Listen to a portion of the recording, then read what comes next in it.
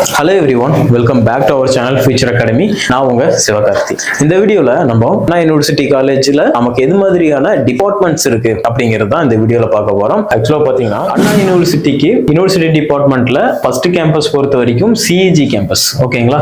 College of engineering கிண்டி, இதுதான் வந்து first கேம்பஸ்ன்னு சொல்லலாம். அதுக்கு அடுத்ததா உங்களுக்கு எந்த காலேஜ்னு பாத்தீங்கன்னா இந்த ஏசிடி காலேஜ் அப்படிங்கிறது என்னன்னு பாத்தீங்கன்னா அழகப்பா காலேஜ் ஆஃப் டெக்னாலஜி, ஓகேங்களா? நம்ம அண்ணா யூனிவர்சிட்டியில ஒரு 4 டிபார்ட்மெண்ட்ஸ் வந்து இருக்கு.